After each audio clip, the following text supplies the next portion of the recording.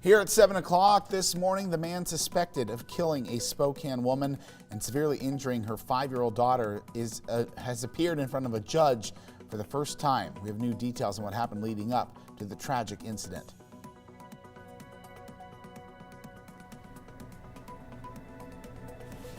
And many people in the U.S. are now fully vaccinated and are on their way to do so. We're taking a look at some of the traveling and what that means for you. And we are going to on this sunny kind of Tuesday morning, let you know about temperatures on the rise today. Up with KREM begins now. Well, good morning. Thanks for hanging out with us this morning on Up with KREM. It is a good day for cider fans in the Northwest. One Tree Cider House will be announcing their new summer cider flavor right here on Up with KREM this morning. It's already been a really good year for the cider company. They recently got named the 4th best cider in the USA Today. So be sure to stick around this morning. We're going to talk about what's coming up for that cider company pretty soon here. It's a little teaser. They have a big announcement for us. Very exciting. Super excited. I already know a little bit of what they're going to say. Spoiler alert, it's awesome.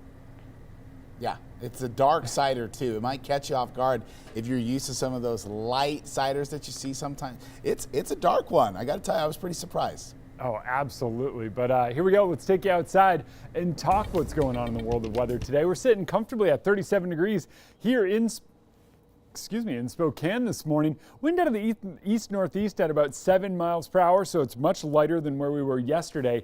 And it actually does feel a bit warmer outside. You head over to Coeur d'Alene, a little bit colder, 33, 30 up in Sandpoint, and temperatures in the 30s in central Washington. Few locations have the threat of dropping down below freezing that typically don't do that this time of year. So we have a freeze warning in place for parts of south central Washington. Some of those crops could take a hit early on, so just kind of keep an eye on those early today. All in all, it's all about the sunshine taking us through the day today, and we'll see that sun right on through this afternoon and this evening as temperatures continue to climb. Later today, we are in the 60s here in Spokane, and those 60s take us right into this evening. Tomorrow, sunny again, even warmer, but coming up, we are going to talk about the return of moisture to the inland Northwest. It's needed, but you might not like when it arrives.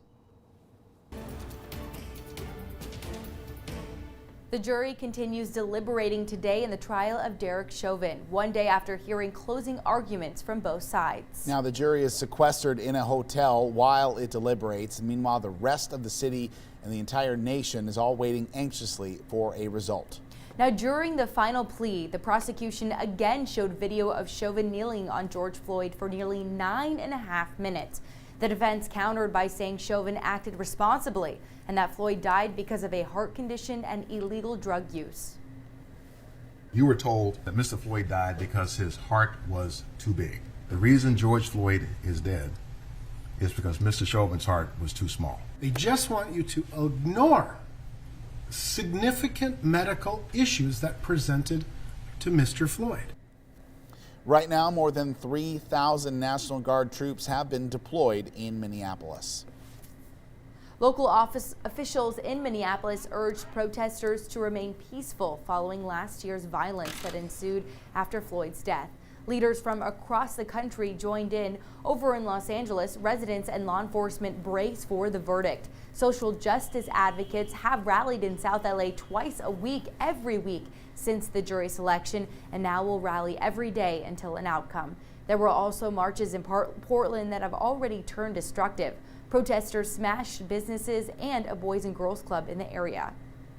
Now, so far, there is nothing planned in regards to any protests surrounding the Chauvin trial in the inland Northwest, but there are educators looking for ways to expand students' perspectives. And change begins when genuine conversations take place, and that's what Eastern Washington University hopes to accomplish with the new speaker series. KREM 2's Brandon T. Jones is standing by with some of those details. Good morning, Brandon. Joshua, I think there were a lot of uncomfortable moments in our country last year, but sometimes that's where the most growth occurs. Last summer, I witnessed thousands of people march through Spokane. Some were upset about hate crimes going unchecked in their communities. Others were devastated and outraged by that video involving George Floyd's death. here at Eastern Washington University.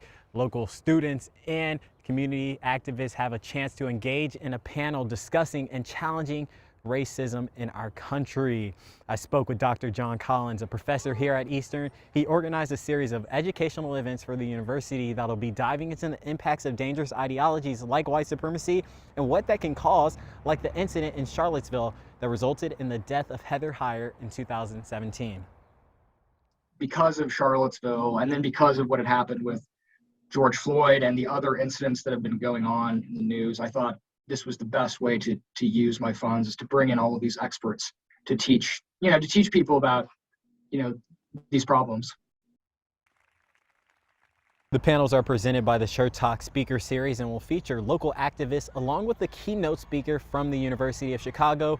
It is open to the public, so if you're interested in attending the virtual meetings, you can find a link on the EWU College of Social Sciences Facebook page.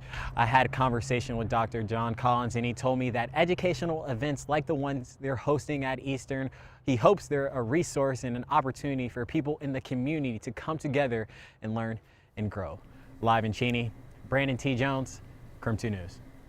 Thank you, Brandon. We appreciate that update. Meanwhile, police tactics and training have also been at the center of this trial, and now Washington lawmakers are trying to prevent anything like this from happening again. They're trying something new with police training. Sue Rahr, the outgoing executive director of the Washington State Criminal Justice Training Commission, says it starts with how police are trained. We have a lot of responsibility. The traditional model is modeled after a boot camp military type training model. And when I arrived here after 33 years in law enforcement, it struck me that that is not a very common sense way to train police officers. Police officers are not soldiers, and they're not out in the field taking orders from a commander. She says police should be trained differently because they exist within the community, and that police should focus on creating human relationships instead of policing people. One Washington lawmaker agrees and says the way police officers treat each other should also change.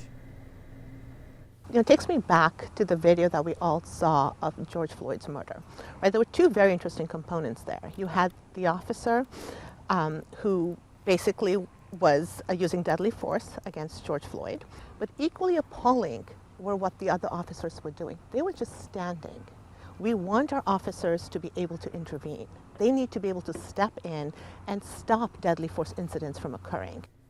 The bill would give police officers the protocols, the training, the support to step in. And of course, the full story of the lawmakers is airing on CBS this morning.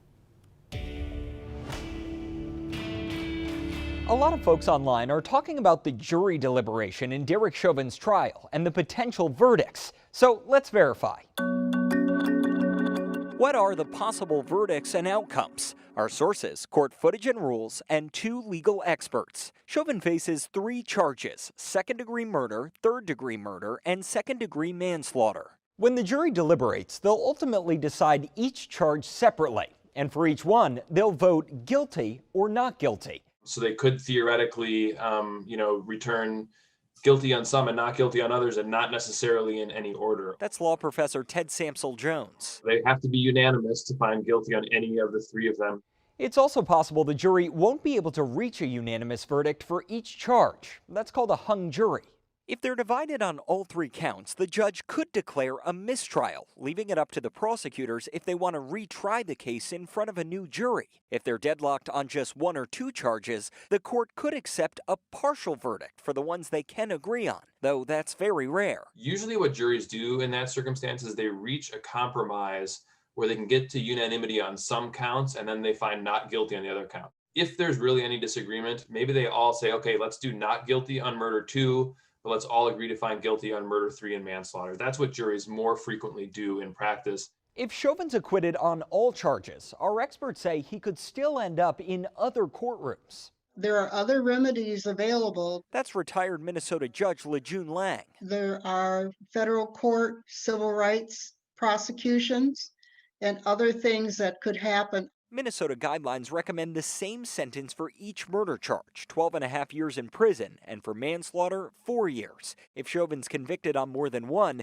he'll only serve time for the most serious charge. So the recommendation would still be 12.5 years, though the state plans to ask the judge for a longer sentence if Chauvin's found guilty. It's a far less likely outcome, but there's also concern about the public trying to influence jurors. And if that happens, the judge could call a mistrial and start over with a new jury.